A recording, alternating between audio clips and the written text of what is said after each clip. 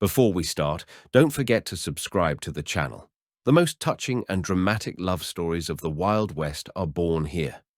On the very edge of a great country, where the map had shrunk to precipitous lines and faded spots, there stood a town that seemed alien even to time. He wasn't affected by the changes, wasn't bothered by the news, wasn't worried about the fate of strangers. He lived like dust between the floorboards, quiet, ingrained, almost forgotten. His name had long since been erased from military reports and mail logs, but the locals still called him Svent Hills, the city of the Holy Hills, even though there was no sense of sanctity here. It was either dawn or sunset, the hour when the light lingers lazily, like an old cowboy after a night watch. The shadows on the ground stretched out as if they were trying to escape from here, leaving behind only the echoing creak of doors and the occasional clatter of hooves. The air hung motionless, hot and dusty, like a musty prayer repeated out of habit. The streets lay empty, like the pages of an unfinished book. The fences were dilapidated, the signs were burnt out, and the eyes of those who did pass by were dull and downcast. They didn't look me in the face here. They looked through here. Life flowed along well-trodden paths. The store, the church, the ranch, the well. Everyone knew who was who, but no one knew what was inside. In Svent Hills, everything was built on visibility. Smile, even if your teeth are clenched in anger. Bow down, even if the heart does not obey. Silence, especially silence, was valued above the truth here. Because the truth, it was believed, could destroy order, and order was all they had. It is in a place where no sound goes unnoticed that silence can last the longest. In the silence, as if from the very core of this emptiness, the door of the house that stood closest to the well opened. The house was sturdy, with a whitewashed porch, a well-kept porch, and shutters painted a warm grey, just the way decent people want to appear.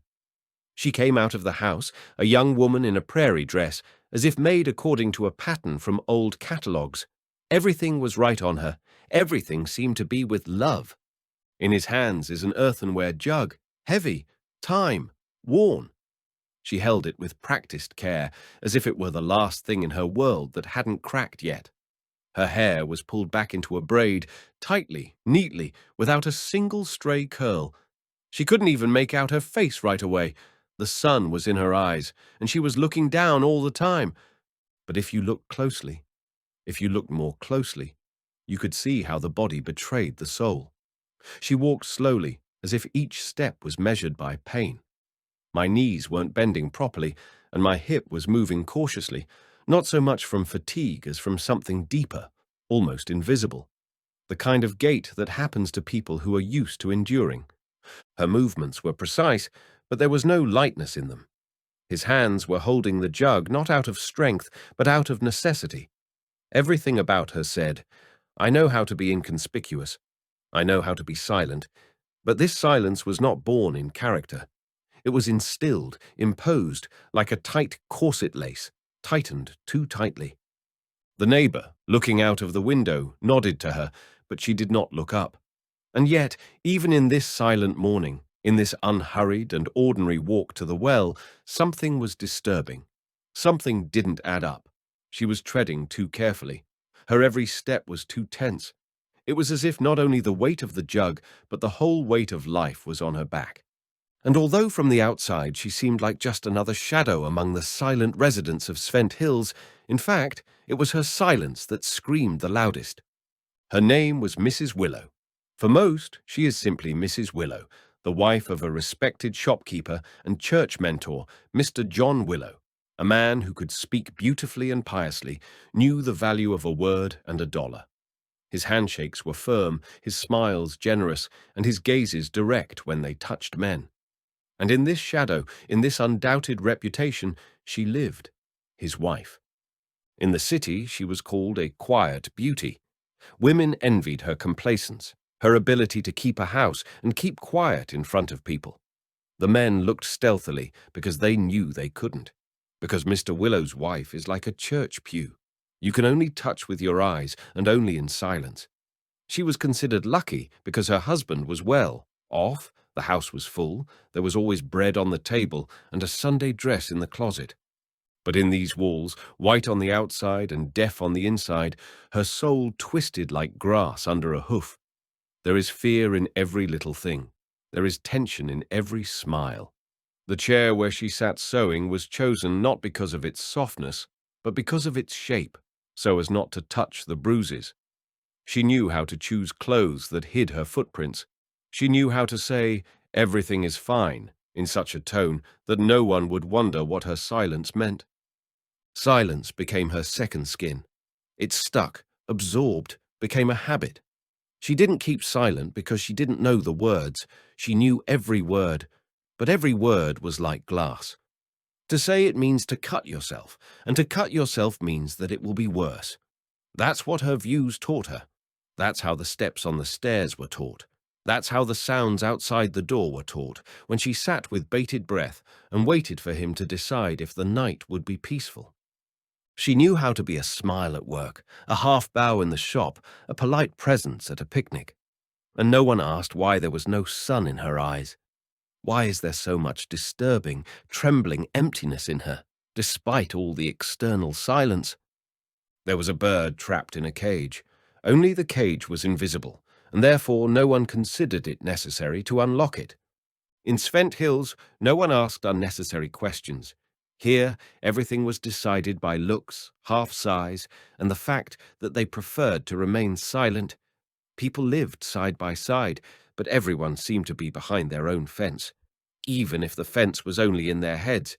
No one got into someone else's pain, because one day they could be in her place. One summer, when the sun was shining directly in her face, Mrs. Willow's neighbor, a widow with sharp hands and a crooked personality, brought her a piece of apple pie. Mrs. Willow came out onto the porch in a light sleeve, and there was a mark on the inside of her elbow, not purple, not blue, but already faded, like old ink on a letter. The widow noticed him, and for a moment her gaze froze like a lump in her throat. And then she immediately started talking about apples, the weather, and how everyone's horses had become skittish these days. The pie was left on the railing. The children who were running around the streets also knew something. They had hearing, the way children sense anxiety in the house, even before they learn to name it.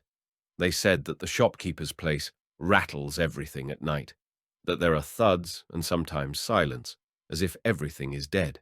They whispered by the stream, made horror stories, painted gloomy houses in the dust, but their words were not noticed by adults. Childish fantasies, they said, but in reality they are small fragments of someone else's truth, which no one wanted to pick up from the ground. On Sundays, Mrs. Willow showed up at church without delay. Her hair was immaculately combed, her gloves were fresh, and her dress was starched so that there was not a single crease. She sat down slowly, carefully, as if testing every inch of the bench before she fully supported herself. She took too long to straighten the folds of her skirt, as if she were hiding something more than just her knees. Sometimes she flinched slightly when the attendant spoke louder than usual, and she always looked at the floor when her husband passed by. People have seen it all. Someone involuntarily winced. Someone was pursing his lips. But no one said a word. Because it's easier not to notice.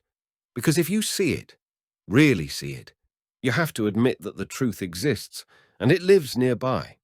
So, we'll have to do something. But no one wanted to do it. In Svent Hills, everyone pretended that Mrs. Willow was just a quiet, just modest, just a very obedient wife. It was easier that way. It was safer that way. After the service, the church emptied quickly, as always. People dispersed, as if they were trying to quickly get rid of the awkwardness of other people's stares, other people's prayers, other people's confessions of sins to which they themselves had nothing to do. All that remained was the faint smell of incense and the creaking of the floor from the last steps. Mrs. Willow, as always, took her time. There was no haste in her gestures, only a measured gentleness, as if someone had once learned her movements. Don't rush, you won't stumble.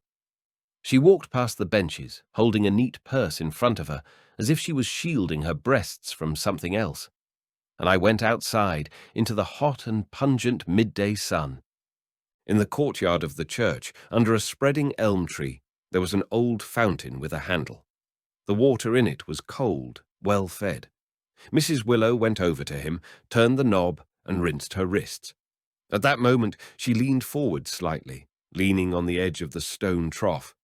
The wind lifted the hem of her starched skirt, and then, almost soundlessly, a whisper escaped her lips. Not even as a confession, but as a reflex of pain. She didn't turn around, didn't notice that someone was nearby. She just said it, as if to herself. It was as if fatigue, accumulated too tightly, had poured out in a thin crack. "It hurts to sit." The words were spoken softly, almost on an exhale. Like a sigh I couldn't contain. A man passing by, one of the newcomers, unfamiliar to the face, but in a dusty vest, with downcast eyes, heard it. I heard it and stopped for a moment. He turned around, looking at her back, thin and stiff.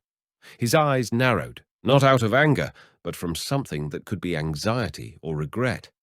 But the next moment, he turned away. He did what the whole city did. He walked away. Mrs. Willow felt that gaze, felt the space tremble around her for a moment, but she didn't turn around.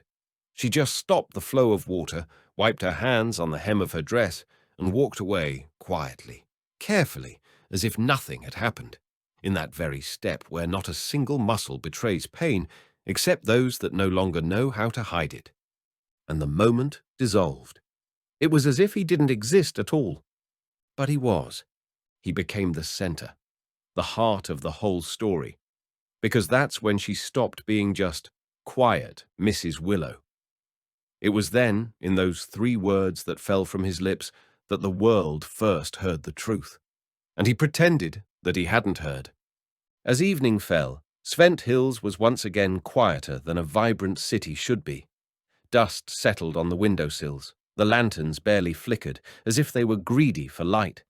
The shutters on both sides of the street were tightly closed, like the eyelids of tired eyes that didn't want to see anything anymore. A light wind was blowing from the west. It walked between the houses, clicked a single weather vane over the forge, moved a torn sheet of paper that caught on someone's gate. A lone dog walked down the street, not hurrying, as if it knew that there was nothing to look for. Everything alive was hidden inside. Willow's house stood at the crossroads, almost in the very center of the town.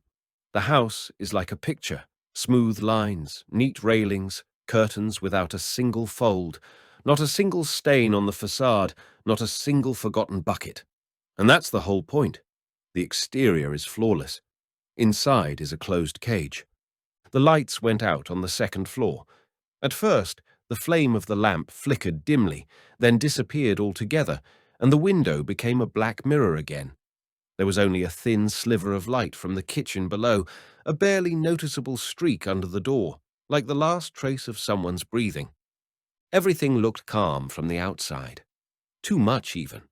The wind no longer stirred a single object. The dog disappeared around the bend. The weather vane quieted down. The street froze. The whole city seemed to be asleep, lulled by its own blindness.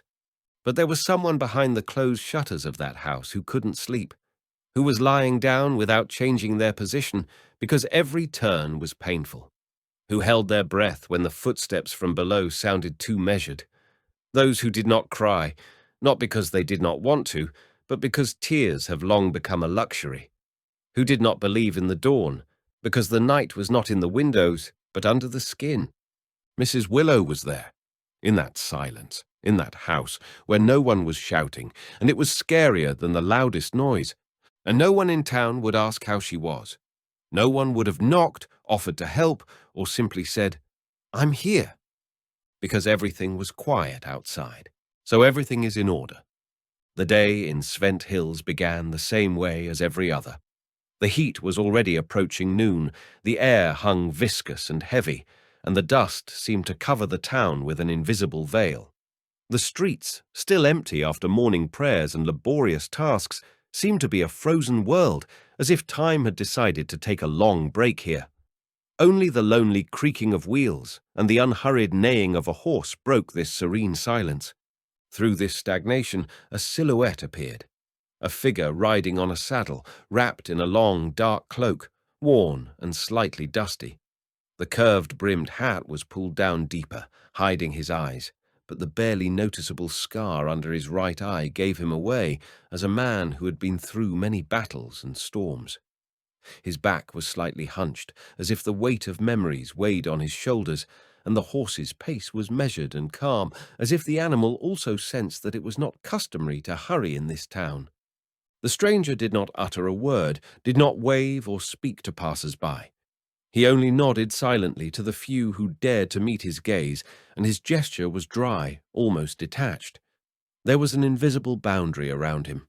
People, noticing a new stranger, seemed to retreat, spreading out, not wanting to get involved with someone who did not fit into the usual framework. The wind picked up the edge of his raincoat slightly, revealing a leather holster with a revolver, covered with scuffs and scratches, evidence of past collisions. Every step of his horse echoed in the air with the echo of long roads, difficult decisions, and dangerous encounters. The stranger was driving down the main street, slowly and confidently, without hurrying. He wasn't a tourist here who just got lost or was looking for a place to stay for the night. There was a whole story hidden in his gaze, full of secrets and painful memories that he wasn't going to reveal to anyone. As he drove past shops and closed houses, he carefully surveyed his surroundings. The dusty windows and closed shutters did not show the slightest liveliness. There was a feeling that the town seemed to have hidden itself, hidden under a thick layer of silence and pretense. None of the residents dared to disturb this fragile peace.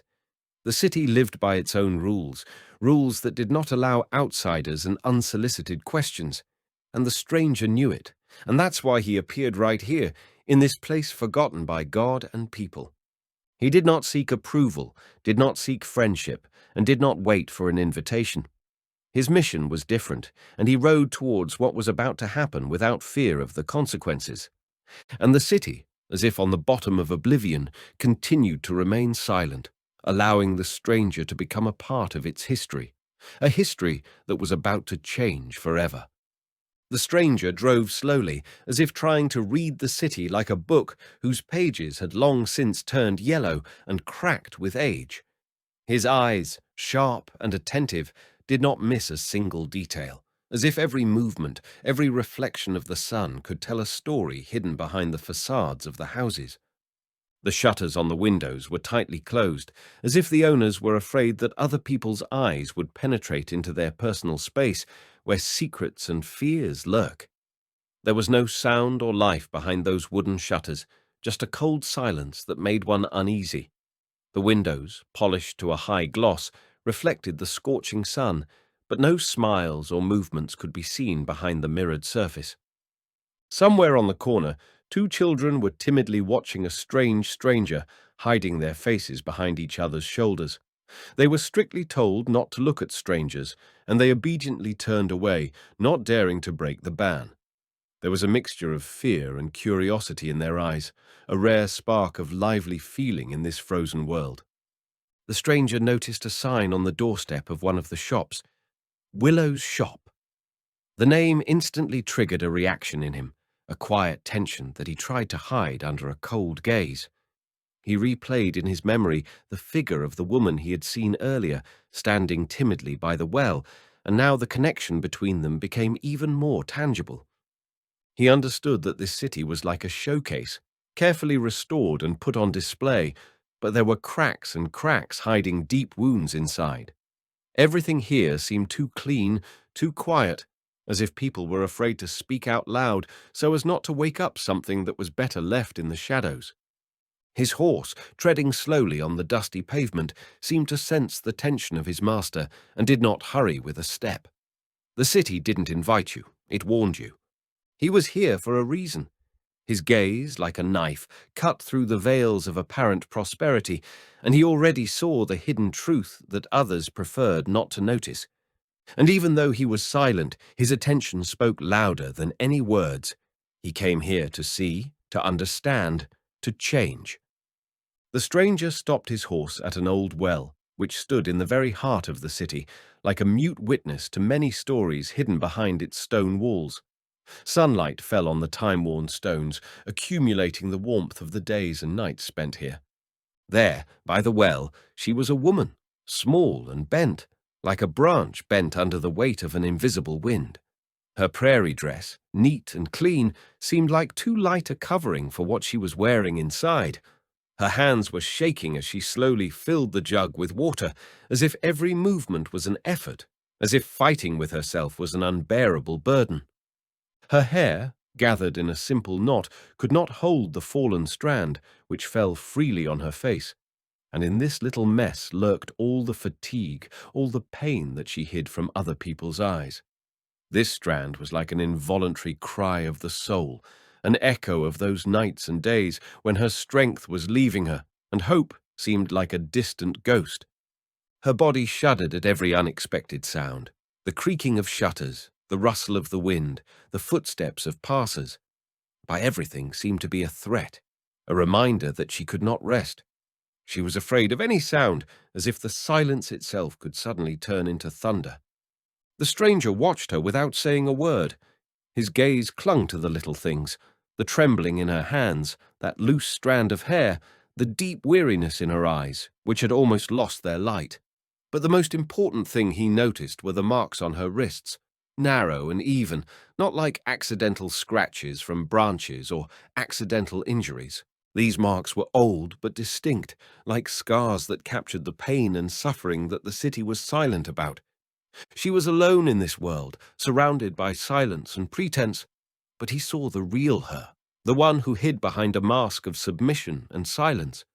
And in that look, an understanding was emerging that here was not just another victim, but a man who still had to fight, but no longer alone. The stranger did not hurry for a long time. His dark gaze remained fixed on the woman at the well, but there was no sound from either side, only the soft rustle of the wind and the occasional murmur of water pouring from a bucket. He didn't try to talk to her, didn't make any moves, just stared.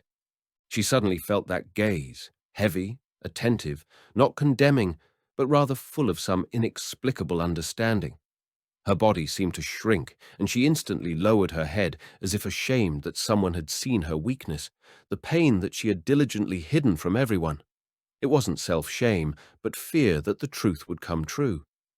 There was something unspoken in her eyes, but it was very clear, a request for salvation, for help, for someone to finally believe. But the words stuck in his throat, and only silence spread between them, thick and heavy.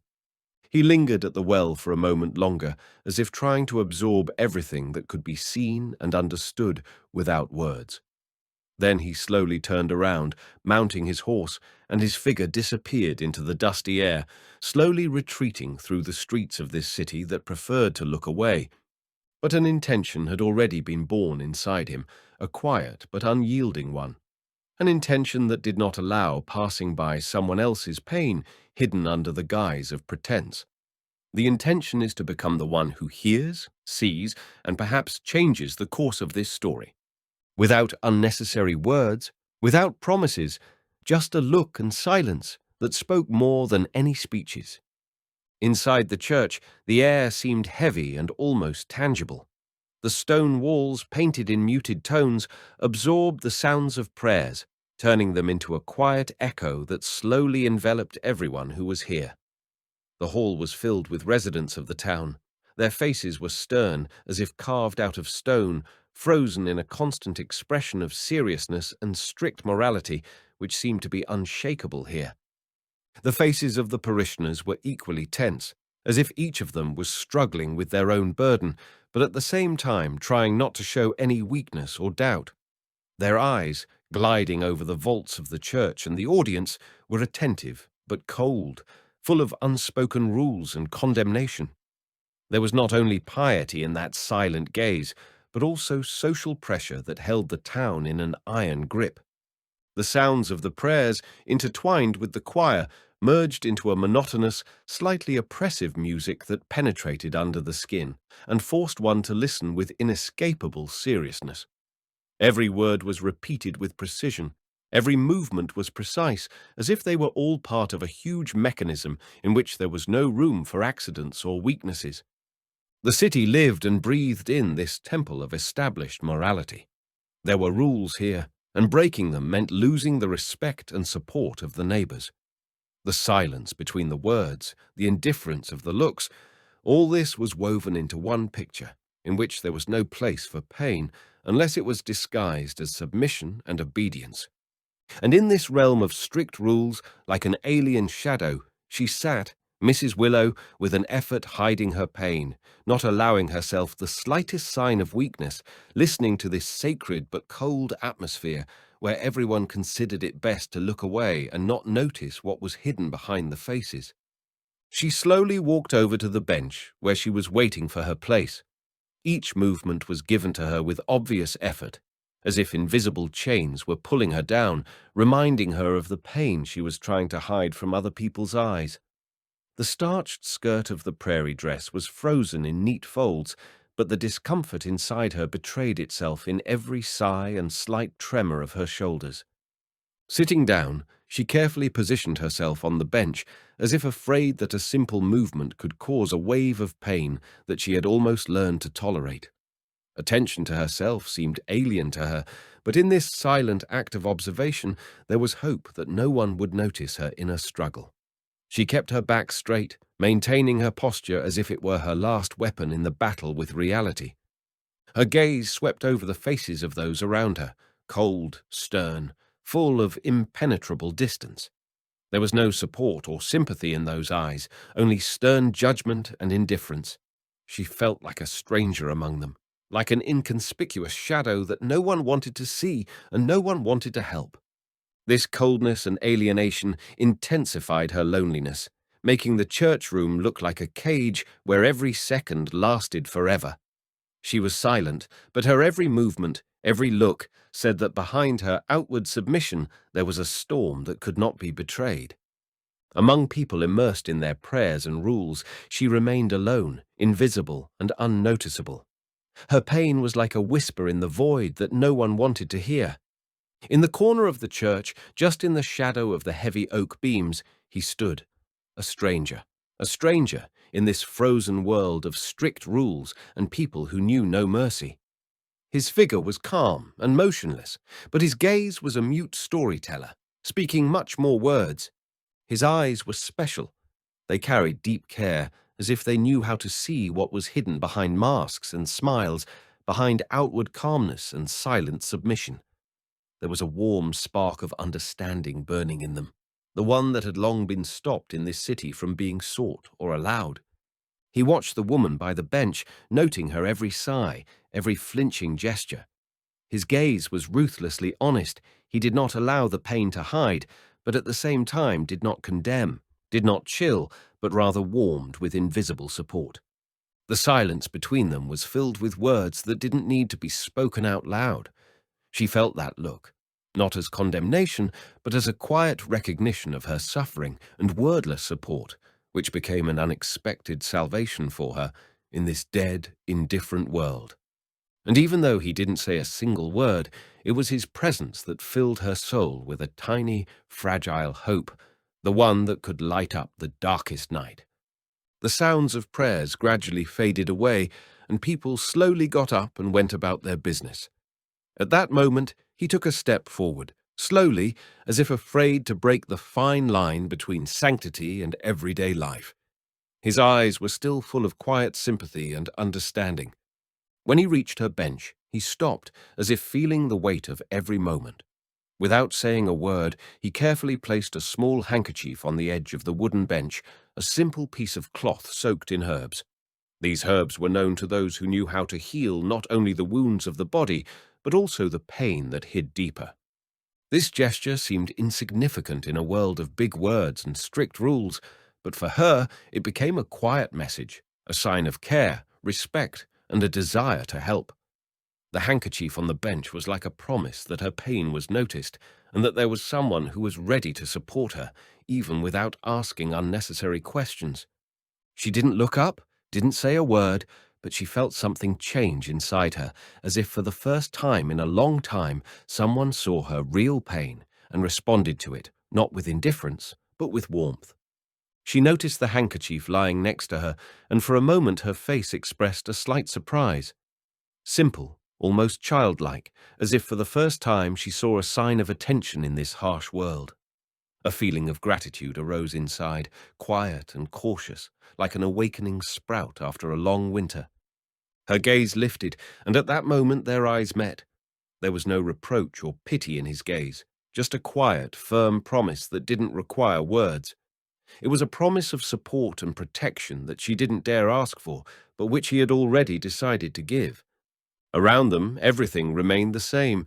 The church, the emptying rows of benches, the voices of prayers, subsiding, gave way to silence. But an invisible tension hung between them, slight, barely perceptible, but full of hope and expectation of change. This moment seemed to turn the page in their lives. The silent promise uttered by the eyes was the beginning of something new, something that could change not only their lives, but also the city itself, where silence and indifference had reigned for so long. Through the light darkness that descended on the city after the service, the streets were filled with fading sounds and shadows. Mr. Willow was walking the familiar path to the church when his gaze suddenly fell on a small piece of cloth lying on the bench. His habitual gaze became sharp and focused, and his lips involuntarily tightened. It was something alien and unfamiliar, a bandage neatly folded and soaked in herbs he had never seen before. He slowly bent down and took the cloth in his hand, feeling its slight moisture. Thoughts flared up in his head, disturbing and painful. Every fold of the handkerchief seemed to him to be proof that there was something hidden in his wife's life, something that he had to control, fix, or destroy. His gaze became cold and hard, as if anticipating an impending storm. The footsteps grew heavier, and anger rose in the depths of his soul, not only at this unfamiliar object, but also at the secret that could disturb his calm world. He didn't know how to react, but one thing was clear. This handkerchief was the beginning of a new chapter in which he was involved without the right to choose. Night descended on the town, enveloping it in a dense, gloomy pall. Willow's house stood like a frozen silhouette against the flickering fire in the fireplace, but inside the walls there was an oppressive silence filled with invisible shadows. Subtle rustles broke through the darkness, footsteps, muffled voices, the creaking of the floor under the weight of tension. Every sound seemed to be at the limit of hearing, as if the night itself was holding its breath. Inside Mrs. Willow's room, she tried to hold back the waves of pain and fear, hiding them behind a calm face and controlled breathing. But deep down, something important was beginning to crumble, a fragile hope for salvation and peace. Every movement seemed to be a struggle with an invisible burden that squeezed her from the inside, not giving her any peace or oblivion. There was an atmosphere of violence in this house, trapped in the shadow of silence that no one dared to break. No one heard her screams. They were drowned out by the roar of prejudice and fear. And only the night witnessed her loneliness, pain, and despair, while the city continued to sleep, not noticing that someone's life was crumbling nearby. Early morning descended on the town with a soft coolness and pale light. Willow's house stood with the windows open, which smelled of freshness and the singing of morning birds. But there was an emptiness inside. Mrs. Willow had disappeared. The empty bed, the untouched things, the traces of her presence seemed to have disappeared into thin air.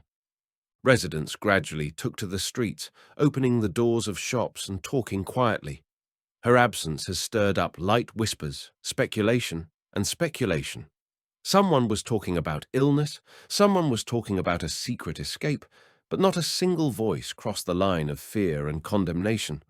No one was going to look for her, as if a tacit agreement held the city captive to indifference. The footsteps on the dusty street sounded empty and listless, reflecting the inner state of a community that preferred to turn a blind eye to the suffering of others. In this town, everyone was on their own, and Mrs. Willow's disappearance was just another quiet shadow passing by. The morning sun lazily illuminated the dusty streets, where women gathered at the well, whispering softly, as if afraid that their words might be heard not only by the neighbors. Their eyes swept over Mrs. Willow's empty house, but no one dared to raise the alarm. Children were playing nearby, running around the courtyards and not noticing that an invisible wall of silence and fear had enveloped the city. No one came with questions. No one tried to figure out why the woman had disappeared. The city seemed to have fallen into a stupor, where caring for one's neighbor is drowned out by the desire not to interfere, not to create problems. Everyone's eyes reflected the same indifference as in the empty streets, which were living their usual lives as if nothing had changed. Local morality seemed to be frozen in stone, a frozen mixture of fear, shame, and the habit of turning a blind eye to other people's pain. This indifference was so thick that it seemed tangible, as if the very dust underfoot had absorbed the silence and denial of compassion. The dim light of dawn gently shrouded the dusty road outside the city, where a figure on horseback was slowly moving at the edge of the horizon. The cowboy's dark raincoat fluttered in the morning wind, and an old hat pulled down over his eyes, hiding part of his scarred face. His horse confidently stepped on the ground, not hurrying, as if feeling the load that the owner was carrying. The man's gaze was heavy, full of determination and inner struggle. He doesn't turn around abruptly, but a long look back reveals something more: hope and promise. This farewell was not final. It dawned on him that he would come back here to the woman whose pain had touched him deeply. The dusty morning dissolved into silence, and the cowboy slowly disappeared around a bend in the road, leaving behind a feeling that this story was just beginning. The day was barely waking up when the cowboy slowly mounted his horse. The dawn rays touched the dusty streets of the city, turning them golden, but there was still silence in the air, as if the earth itself was holding its breath. He was in no hurry. Every movement was filled with determination. There was no doubt in his eyes, only a steady readiness for the upcoming path. His gaze did not blur in the confusion of the streets or random passers-by. He concentrated on reading the footprints on the ground, footprints that would be invisible to others, barely noticeable spots on the dusty road, grass deformations, footprints hidden in the shadow of stones. These signs told him a story, the story of where she had gone, what had happened in that silence. The wind began to pick up, kicking up dust from the ground, which swirled in a whirlwind, like a test for anyone who dared to go this way. With every step the horse took, the surroundings changed. The parched fields gave way to sparse shrubs, and the ground became more and more uneven. The hummocks and ravines, hiding in silence, seemed to hold secrets that no one was destined to find out. The cowboy's path was not easy, as if nature itself was testing him, kicking up dust and forcing him to fight the gusts of wind. But in every movement and every glance there was an unchanging goal: to find her. There, beyond the horizon, where the roads end and the lands begin, free from human eyes and tears. In one of the ravines, among the scattered stones and parched grass, the cowboy noticed a vague silhouette. The dim light of the morning barely touched her figure. She lay on the ground, as if abandoned by fate itself. His gaze shrank when he saw that the woman's body was scarred. Bloody wounds crisscrossed the skin, bruises spread like dark shadows of pain. Every breath was difficult for her, and her clothes were stained with blood and covered with dust, evidence of a recent struggle in which she was almost defenseless. She couldn't speak. A barely audible moan was bursting from her throat, like a soul cry hidden behind walls of silence. But in those sounds, the cowboy heard more than words: desperation, vulnerability, and a call for help that couldn't go unanswered. He didn't ask, didn't demand an explanation. His actions were simple and clear. Carefully, as if protecting the fragility of her life, he lifted her into his arms. His body, exhausted and wounded, almost dissolved in his strong arms. The silence around her seemed oppressive, but there was an unshakable determination in that silence. She had to survive, and he would be the one to lead her away from this abyss of pain, to a place where the sheriff had never set foot before, to a place where she could find safety. The cowboy knelt beside her, slowly, with respect for the fragility that remained in her body. His hands, strong but careful, gripped her, as if afraid to hurt her in the slightest. Every movement was measured, gentle and calm, like a man who knows the value of every breath and every drop of life. He took his time because he understood that every moment was important now, every second that could become the boundary between pain and relief. He put his hand on her wrist, feeling the faint but vibrant pulse. The cowboy's gaze, serious and deep, met her dead eyes. Without a single word, without unnecessary sounds, he made her a promise, tacit but indisputable, that she would not be left alone, that he would be there for her, that her pain would not be ignored. There was something unshakable in his gaze, a protector who had come not only to help, but also to protect her from everything that caused her suffering. There was only wind, emptiness, and dust around, but at that moment, hope was born, quiet but inescapable. The cowboy mounted his trusty steed, gently hugging her emaciated body to him. The road led away from the city to a place where the sheriff had never set foot, where no human eye dared to look. In the distance, the lands belonging to the Indians spread out, wild, unconquered, and free. It was possible to hide there, heal wounds, and perhaps start a new life. Their first steps in the desert were greeted by a sharp gust of wind. The sand billowed into the air, kicking up a heavy dust storm. The cowboy's cape fluttered in the wind, as if resisting nature, and the wind tore it apart. Every blow of the wind seemed to be a test, not only for the body, but also for the spirit.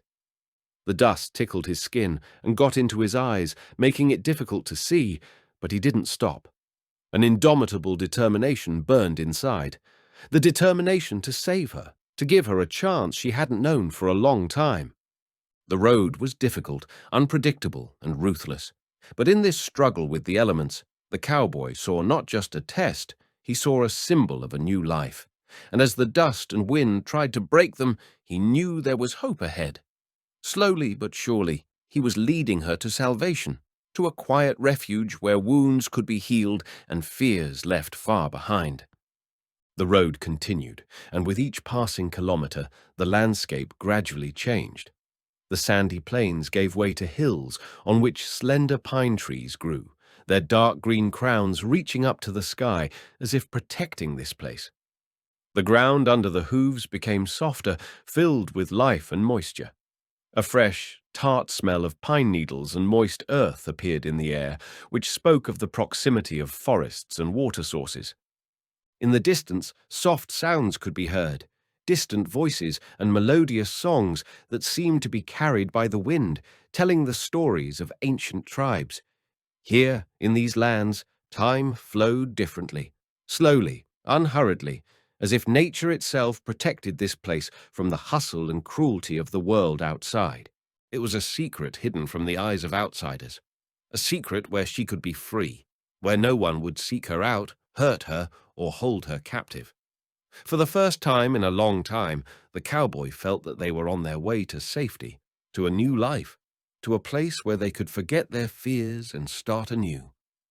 The cowboy rode cautiously into the Indian camp, feeling the dust of the last few miles settle behind him. His horse, tired but hardy, trod on the soft ground, already saturated with the scent of pine needles and freshness.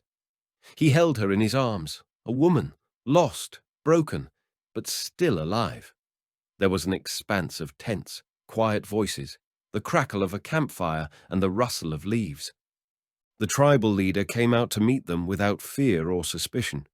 His gaze was deep, penetrating, as if he saw not only the body, but also the soul hidden behind pain and fear. Not a word of reproach, not a gesture of disbelief, just calmness and acceptance. Outsiders were not judged here. They were accepted for who they are. There was an atmosphere of trust in the camp. People watched in silence as the cowboy gently lowered the woman onto a straw mat stretched next to the campfire. She felt this warmth, as if for the first time after long days of cold and loneliness. This moment was the beginning of another world, a world where her pain would be seen and heard. And although her eyes remained half-closed, something stirred inside, a faint but lively spark of hope. The chief approached the woman with unhurried confidence, his eyes steadily following her every move. He showed no fear or judgment, just a deep understanding born of years of trials and wisdom. His face, lined with the wrinkles of time, exuded a calmness that seemed capable of numbing even the most acute pains. His gaze rested on her hands, on the marks that could not be erased, on the silence that weighed heavier than words. There was a story in that look, told without words, and a promise that it wouldn't be broken here. He turned to the cowboy, quietly, almost inaudibly, but with full determination made it clear that this place was her refuge, and she would be protected. Silently, the chief walked away, allowing the tribe to do what they knew best, to heal wounds not only of the body, but also of the soul. At that moment, the cowboy felt that for the first time in a long time, the woman had found the protection she so lacked. The elders and women of the tribe took care of the woman with a tenderness and attention that seemed alien to the world she came from. Slender hands carefully applied herbal compresses to her wounds, preserving the memory of pain and suffering. Infusions of medicinal plants collected in places where the earth breathes life force slowly penetrated her body, bringing relief. A quiet healing ritual unfolded around her, not only for her body, but also for her wounded and tired soul. Soft touches and whispered incantations in an unfamiliar language created an atmosphere of safety in which she could allow herself to relax for the first time. The flames of the hearth danced, casting a warm glow on the faces of the women, whose eyes radiated sympathy and respect. The woman, who had previously been only a shadow of herself, began to slowly come to life. For the first time in a long time, her heart felt at peace, and a fragile hope appeared inside. This place, a tribe that hears without words, has become a haven for her, where you cannot break but only protect. The tribe, unlike the world she had escaped from, did not seek to subdue or break her spirit. There were no strict rules, there was no violence, there was wisdom based on the ability to listen and understand. The leaders and women of the tribe said that true strength lies not in suppression, but in respect for everyone's inner world, in gentle acceptance and patience. Over time, in the peace and quiet of this new environment, she began to slowly open up. Small signs of life flashed in her eyes, like the first rays of dawn after a long night. Hope was awakening inside her, cautious but strong, like a young sprout that is ready to break through the cracks of a stone. The trust that the tribe gave her without words allowed her for the first time to feel not like a victim, but like a human being, with the right to choose, to pain, and to heal. This world, filled with understanding and caring, was the beginning of a new life that she was just starting to build. Here, among those who were listening, her voice began to sound again.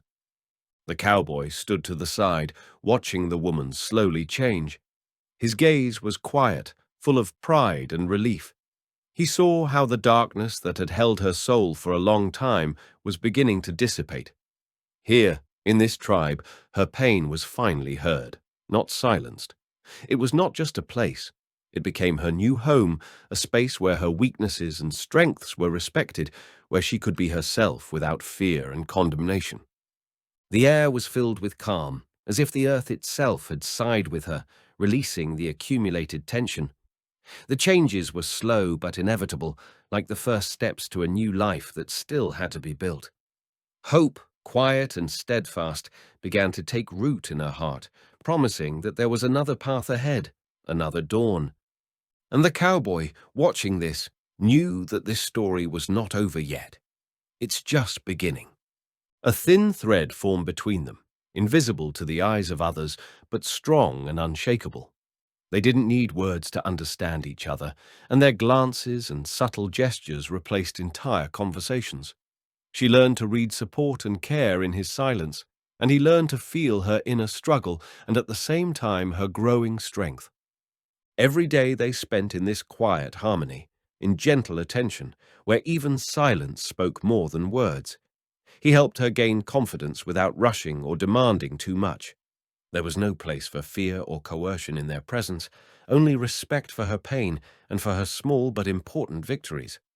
There was a carefulness in the air that didn't need to be explained. She felt like she could be herself around him, vulnerable and strong at the same time. This wordless intimacy became a solid foundation on which they both leaned, building a new beginning.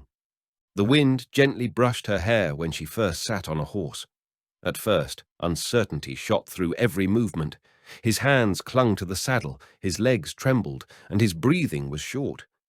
The cowboy stood next to him, quietly guiding, allowing him to feel the rhythm of the horse, taught him not to be afraid of the ground under his hooves. Day after day, she overcame fear and incompetence, slowly gaining confidence. Every successful move was like a quiet victory over inner doubts. She learned to trust herself and the animal, to synchronize her breathing and step, to feel the freedom that riding gives. The second part of the lessons concerned the gun, a tool without which one cannot survive in these lands. The cowboy showed how to hold a gun, how to aim, how to listen to the silence around in order to understand the threat before it appears. His hands confidently adjusted her grip, guided her gaze, and his voice, though rare, was full of patience. Each new skill was like a brick in the wall of her new life.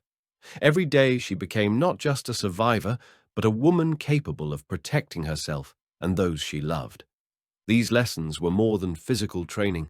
They strengthened her spirit, regained the strength they were trying to break. The silence between them became meaningful. It spoke of trust, respect, and the first real hope. The cowboy didn't demand quick changes. He gave her time, space, and support. That was what was most important in their new union. In the shade of a tall oak tree, where the silence of the tribe was deeper than the darkest nights, the chief gathered around him those who were ready to listen. His face, chiseled by time and trials, reflected the wisdom of many generations. He didn't say much, but every word he said was like a drop of living water, reviving roots that seemed dead. "A broken branch can bloom again," he said, his voice soft but firm, "if the earth gives it back its strength." These words weren't just a phrase, they were a promise that even what was destroyed could be restored if surrounded by care and patience. For a woman whose spirit had recently seemed broken and lost, these words were like the morning sun after a long night. In their simplicity, there was a depth of hope that she began to feel in her heart. The cowboy standing next to her felt the same way, this quiet certainty that together with the tribe, they could create a new life for her. The tribe, whose understanding and respect were different from anything she had known before, became her mainstay.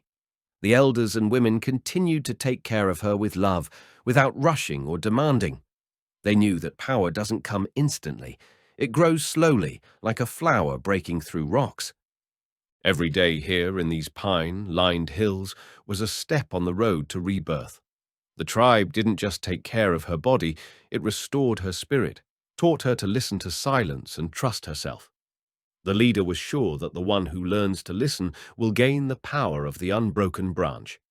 This understanding was their real magic, the ability to hear not words, but an inner voice, the ability to accept without condemnation. Here, for the first time, she felt not abandoned, but protected.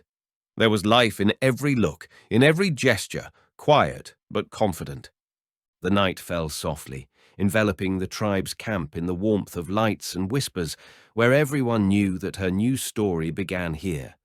A story in which silence and wisdom are stronger than words, where strength is born from understanding and patience. The sun was slowly sinking below the horizon, spreading crimson and gold hues across the sky, as if nature itself was saying goodbye to the passing day. Covered with a soft blanket, the cowboy and the woman sat by the fire, which crackled gently, casting a warm shimmer on their faces. There was no need for words between them. Every gesture, every movement said more than the longest stories.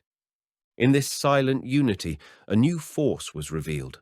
Not bright, not stormy, but quiet and deep, like the roots of an ancient tree firmly anchored in the ground. Their eyes crossed, and there was not only gratitude in them, but also a promise not to let go, to be there no matter what.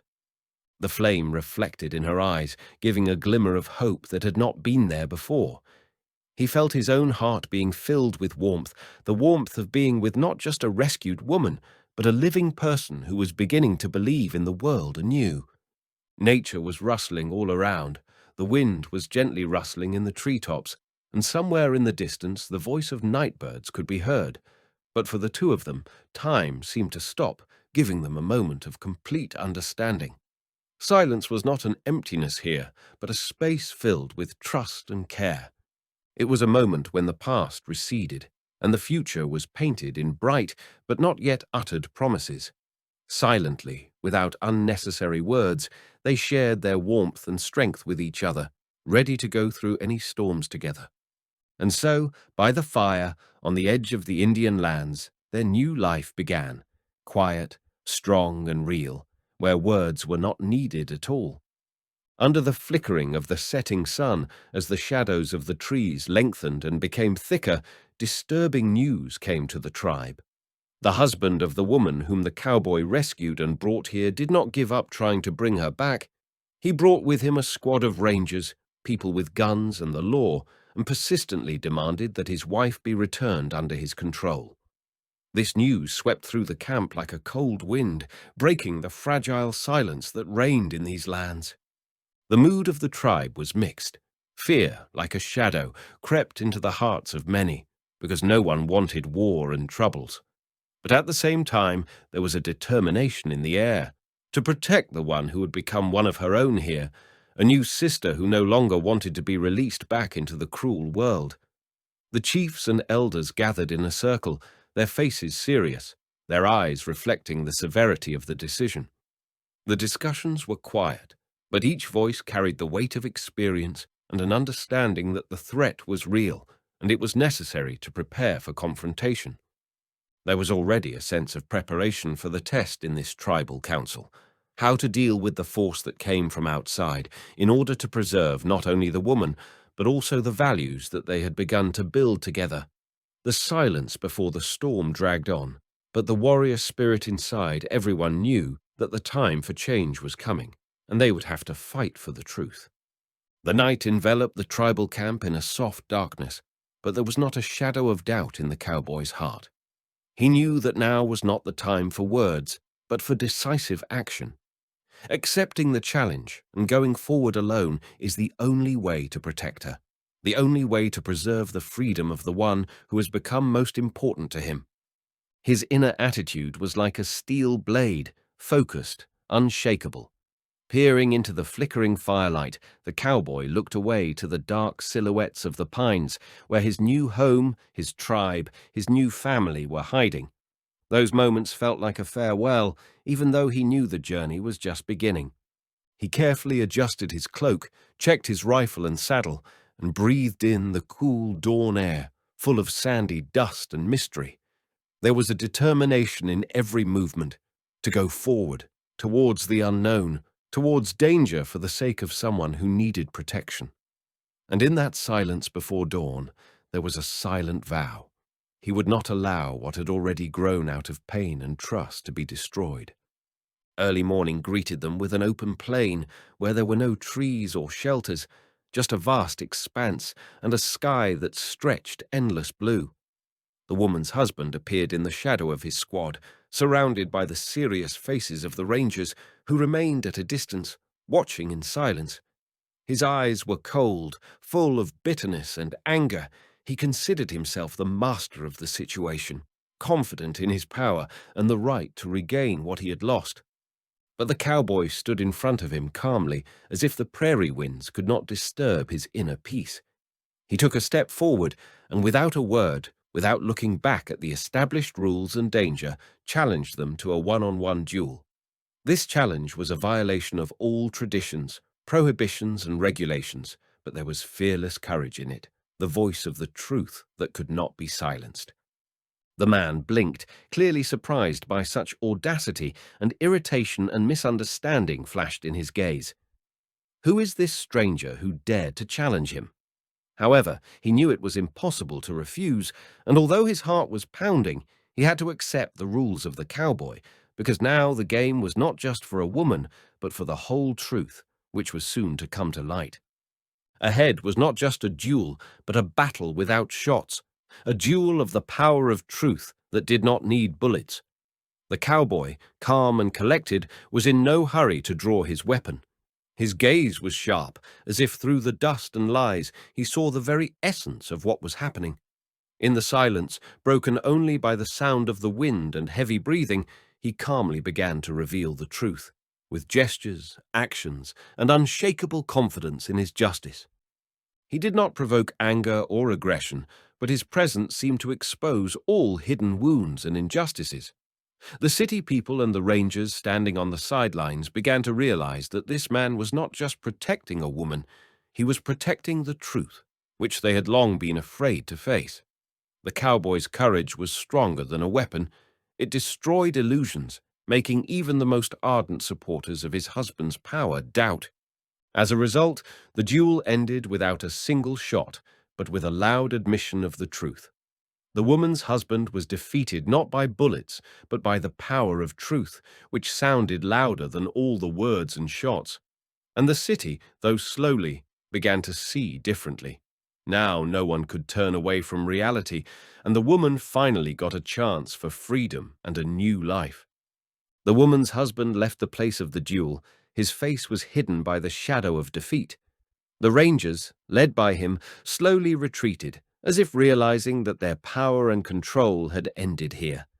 The wind blew up the dust, leaving behind a silence filled with the realization of a new truth, which now sounded louder than any orders and threats. The cowboy, without further ado, turned his horse and headed back to the tribal camp. His heart was heavy, but filled with quiet pride. There, among the pines and the living earth, she waited, a woman whose strength grew every day, supported by care and respect. This new world promised not only security, but also a chance for real healing. A path full of suspense and trials opened up before them, but now the truth was their shield and sword. The evening shadows fell softly on the ground, illuminated by the last rays of the sun, and in this silence one thing sounded. A new life had begun, a life in which the truth could no longer be hidden. She and the cowboy returned to the city, driven by quiet confidence, as if the road itself had opened a path for them, familiar and at the same time new. The dusty prairie trails seemed different now. Every stone and every bush breathed change. The city that had once seemed like a prison to her now looked like an unfathomable mystery, alien but attractive at the same time. The outline of the houses on the horizon no longer aroused fear, only a quiet respect for the trials she had endured. Her every gesture, every movement was filled with strength and calmness. She was no longer running from the past. Now she was walking towards her future. The wind played with the fluttering dress, reflecting the inner change that had happened to her. Her gaze was firm and clear, reflecting her determination and willingness to face everything that lies ahead. This city and her new chapter in life were waiting for her, and she was ready to enter them, strong and free. She confidently mounted the horse, feeling the power and docility of the animal beneath her, as if she was gaining new strength herself. Every movement was smooth and precise, as if nature itself had obeyed her will. Her gaze was filled with calmness and determination. Her eyes shone with the freedom she had gained at the cost of pain and trials. The usual city sounds could be heard all around: the creaking of wheels, the voices of passers-by, the barking of dogs. But now they did not cause alarm. They became part of her world, the quiet backdrop of a new life where fear and vulnerability gave way to confidence and strength. Every moment on the horse strengthened her spirit, as if she was born again for her destiny. She gently got off the horse and took the first step towards her new home, a simple but warm place that was hers now. The porch, painted in warm colors, seemed to be a symbol of the beginning of a new life, as if inviting them to leave the past behind and face the future with an open heart. She felt solid ground under her feet, reliable and faithful like fate itself, which had finally smiled on her. There was a sense of calm and confidence in every step, a feeling that here, among the familiar sounds and smells, real freedom begins. The house became for her not just a building, but a fortress in which her soul could find peace and strength. A special light shone in her eyes, a light that not only reflected hope, but also spoke of the inner strength born in the depths of her soul. This light was quiet but unwavering, like a flame that warms even on the coldest nights. Her smile, light and sincere, was a true reflection of freedom, the freedom that no one can ever take away. Unlike in the past, when she hid her feelings, now she revealed them to the world without fear or doubt. There was confidence in her every move and look. She had become a woman who could speak and be heard. Her voice was no longer a quiet whisper. Now it sounded confident and clear. Each word carried the depth of meaning and the power of the experience. It was a voice that broke through the fears of the past, opening the door to a new life. She no longer hid behind silence, was not afraid to express her thoughts and feelings. This voice was the beginning of a new chapter, a chapter of freedom, strength, and newfound confidence. In every spoken word, there was a determination to move forward, no matter what, a symbolic completion of the path from silence to strength, from fear to courage. Now she was talking, and the whole world was ready to hear. Thank you for watching this story to the end. If she touched your heart, don't forget to like, leave a comment, and subscribe to the channel. See you soon. There are still many stories ahead that will inspire and give hope.